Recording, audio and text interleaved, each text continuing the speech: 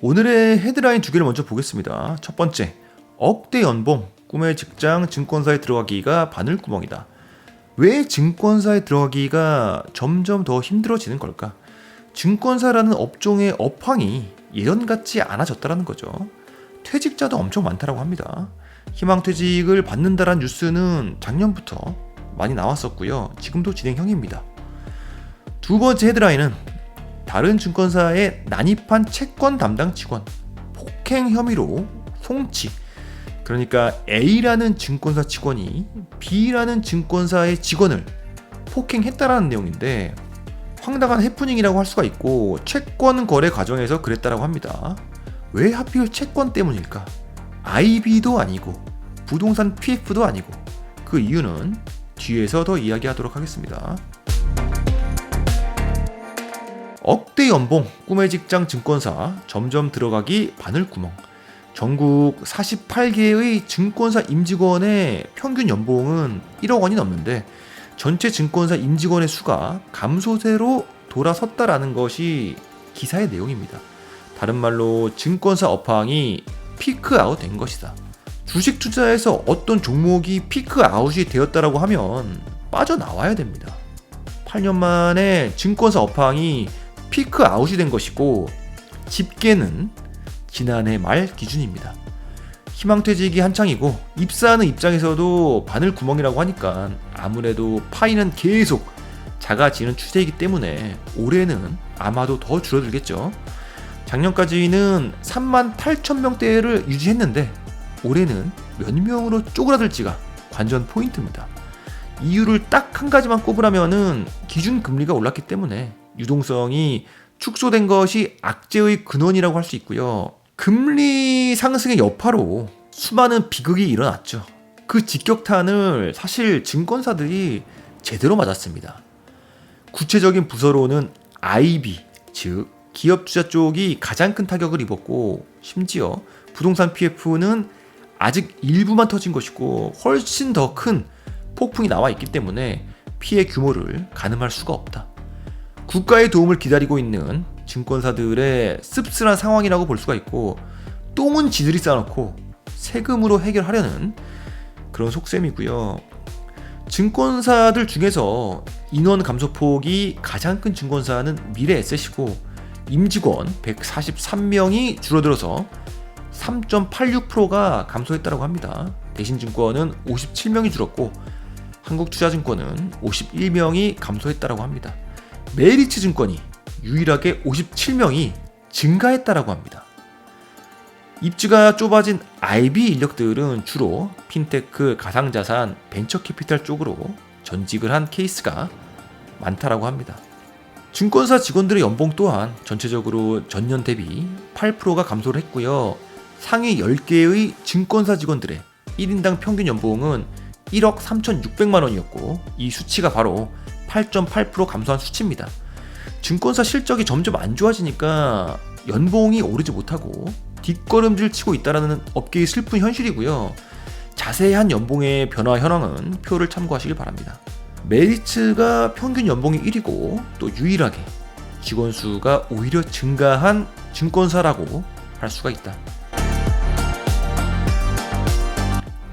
더 중요한 것은 국민들을 분노하게 만드는 성과급 제도인데, 참고로 한국투자증권의 PF 성과금은 인당 6억 8천만 원이었다고 합니다.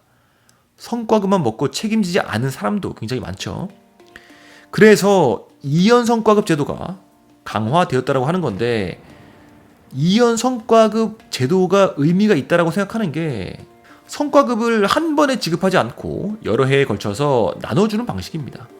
증권사 직원들은 내부적으로 불만이 굉장히 많아졌다고 하고요. 그 이유는 성과급 업무를 하는 직원들은 상대적으로 월급이 적다고 합니다. 불만을 갖지 마시고 이미 먹고 튀어버린 선배들을 탓하길 바랍니다. 어쨌든 이제까지 임직원들이 단기간에 고위험 상품을 팔아서 성과금을 받은 뒤에 먹튀를 해버리는 케이스가 굉장히 많았고, 나중에 문제가 터졌을 때 수습해야 될 사람이 떠나고 없었던 거죠. 이런 식의 모럴 해저드를 방지하기 위한 장치가 강화된 것이고요. 기업 투자랑 부동산 PF가 대표적으로 직원들에게 성과급을 뿌리면서 투자를 독려를 했던 분야인데, 폭탄이 터지고 나서 원인을 들여다보니까 단기 성과에 대한 포상이 임직원들의 탐욕을 자극했고 이로 비롯된 부작용이 문제였다라는 진단을 내린 거죠. 올바른 진단이라고 생각합니다. 증권사 전반에 팽배해 있는 문제는 탐욕과 무책임, 그리고 도덕적 해이입니다. 이 문제를 해결하는 방법은 포상은 대폭 줄이고 책임은 대폭 높이면 된다. 어쨌든 이연 성과급 확대로 인해서 증권사 내부의 분위기는 더 흉흉해졌다고 합니다. 백오피스를 담당하는 임원들과 주니어들의 연봉의 양극화 현상이 심해지고 있다는 것이고요. 앞서 말했듯이 주니어들이 사실 연봉은 낮은데 비해서 성과급에 대한 비중이 컸었던 것인데, 이연 성과 제도가 도입되다 보니까 받을 돈이 이제 쪼그라든 거죠. 나눠서 받으니까. 관리직들의 연봉이랑 이제 격차가 벌어지게 되면서 이제 불만이 폭증한 것이고, 또 퇴사로 이어지는 것이 증권사들의 분위기다.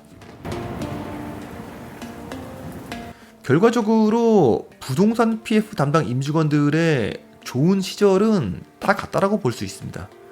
한때는 대표이사보다 더 많은 급여를 받은 게 PF 영업직이었는데, 연봉 왕 순위에서 부동산 PF는 다 퇴출된 상황이고, 이런 분위기는 모든 증권사들에 예외 없이 적용이 된다.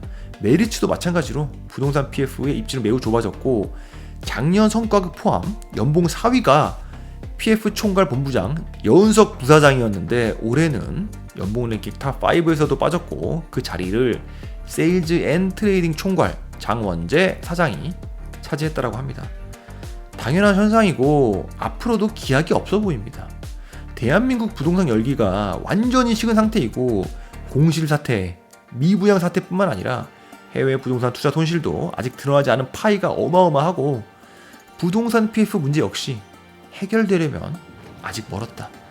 부동산 관련 임직원은 앞으로도 계속 줄어들 수밖에 없는 흐름입니다.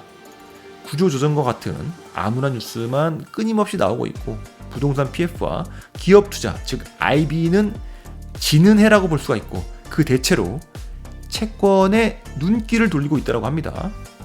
신한투자증권은 조직 개편을 통해 우량 채권 상품을 적극적으로 공급할 수 있는 환경을 조성했다. AA급 이상 원화채권, 미국채 등 달러 표시 채권, 월 이자 지급식 선순위 채권 판매도 나섰다. 메리츠증권도 채권 종합 서비스를 개선했다.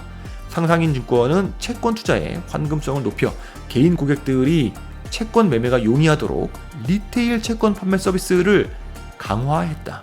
대신증권도 예금 금리보다 높은 채권 특판 상품을 출시하고 있다. 그러면서 한국신용평가 연구원이 말하기를, 올해 증권사들은 사업 기반 개편 강화를 통해 구조적인 이익 창출력을 유지할 수 있는지가 관건이다. 한마디로 부동산 PF랑 기업 투자는 축소되고 그 자리를 채권이 담당하는 건데, 이게 지속 가능할지가 관전 포인트라는 거죠. 그리고 나서 이어지는 소식이 바로 폭력 사건입니다. 다른 증권사 난립한 채권 담당 직원 폭행 혐의로 송치. 단순한 해프닝으로 볼 수도 있지만 업계의 분위기를 엿볼 수 있는 소식입니다. 내용을 한번 보겠습니다. 채권을 매매하던 박 씨가 3월 25일 오후 2시에 증권사 채권 거래 메신저를 통해서 H증권사 A씨에게 500억 원 규모의 채권 매매를 제안했고, A씨가 박 씨의 제안에 응했다라고 합니다. 근데 박 씨가 느닷없이 제안 조건을 바꿨고, 그렇게 서로 조건을 따지다가 나중에는 욕설이 오고 갔다라고 합니다. 급기야 A씨가 박 씨에게 부끄러운 줄 알아라 라는 말을 함과 동시에 이에 분노한 박 씨가 H증권사의 빌딩을 찾아가서 출입 통제 시스템을 뚫고 A씨를 찾아내서 폭행했다라고 합니다. 당시 A씨는 술에 취한 상태였던 것으로 알려졌다. 때린 박씨가 술에 취한 상태가 아니라 맞은 A씨가 술에 취한 상태로 맞았다라는 겁니다. 한마디로 완전 개판 5분 전이라는 생각이 들고, 메신저로 욕설을 주고받는 상황에서도 술에 취한 상태였을지도 모르겠다. 증권사의 미래 먹거리인 채권 관련 사고 소식은 더 있습니다.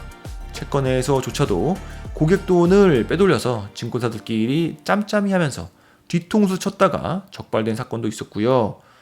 사업이 부동산 PF에서 채권으로 바뀐다고 해서 증권맨들의 XXX 근성은 여전한 듯 보인다. 공시된 가장 최근 실적인 작년 4분기에 증권사들은 적자 폭탄을 맞았는데 올해 1분기도 역시 실적 전망은 어둡다라고 합니다. 주요 증권사들의 1분기 영업이익은 전년 동기 대비 마이너스 31% 감소할 것으로 추정이 되고요. 당기순이익은 마이너스 36% 줄어들 것으로 예상이 된다. 가장 하락폭이 큰 곳은 키움증권으로 마이너스 43%를 예상한다. 그리고 채권에 큰 기대를 걸었었는데 채권 운용 부문에서 큰 수익을 기대하기 어려울 것으로 보인다. 실적이 무너진 부분을 1분기에는 채권이 대체를 하지 못했다는 뜻이고요. 그 이유는 금리 인하 가능성이 있긴 했지만 실질 금리는 변동이 거의 없었기 때문이다. 채권 운용 수익이 발생하지 않았다는 거죠. 그럼에도 불구하고 기사에서는 2분기 이후에는 실적이 점차 개선될 것으로 내다보고 있다. 대규모 부동산 PF 문제가 발생할 가능성은 제한적이다 라고 기사는 적고 있는데 저는 반대라고 생각합니다. 부동산 PF의 후폭풍이 예상보다 클 거라고 저는 생각을 합니다. 누가 맞는지는 뚜껑을 열어봐야 알겠죠. 그러면서 상반기는 흐리지만 하반기는 반등할 거라는 기사가 굉장히 많이 나오고 있습니다. 관건은 주식 거래량이 얼마나 늘어날지가 관건이고 주식 거래 수수료 장사로 돈을 벌려면 한국 시장이 대단히 좋아져야 할 것이다. 가장 최근 뉴스는 부동산 PF 관련해서 금융감독원과 증권사들이 사업장 구조 조정과 사업 정상화에 대해서 열띠게 논의를 하고 있다 라는 뉴스고요. 소집된 증권사는 미래에셋, 한투, NH투자증권 등 자기자본 3조 원 이상의 종합금융투자사들이고요. 이 자리에서 부동산 PF 관련해서 증권업계의 추가 손실 방지 방안과 사업 신규 공급을 위한 인센티브 제공 방편 등을 논의했다라고 하는데 쉽게 말해서 증권사가 싼 똥을 나라에서 치워달라는 거죠. 국가에서 지원해주지 못하면 증권사들은 하반기에 훨씬 더 큰 비극을 맞이할 수도 있다. 마지막은 오늘 영상의 주제입니다. 이 와중에도 증권사들은 증권사 주식을 사라고 열심히 홍보를 하고 있고 밸류업 프로그램 도입을 근거로 증권 산업에 대한 투자 의견을 긍정적으로 상향을 했다라고 합니다. 증권업 PBR 0.5배는 밸류에이션 하단에 위치해 있고 소외되어 있는 상황인데 시각을 변경해도 좋다라는 의견입니다. 그리고 부동산 PF는 정점을 지나서 해소 국면이라는 게 증권사들의 주장인데 부동산 PF 위기가 지금 해소 국면이면 증권사들이 금감원이랑 논의를 할 이유도 없겠죠. 추가 손실 방지 방안을 금감원과 논의를 한 이유는 증권사들이 추가 손실에 대해서 감당하지 못하고 있기 때문입니다. 이 기사는 4월 9일자로 이번 주에 나온 기사고요. 투자자들은 이제는 알고 있다. 증권사는 결코 변하지 않는다라는 사실을. 오늘 방송은 여기까지였고요. 도움이 되셨다면 구독과 좋아요 부탁드립니다. 감사합니다.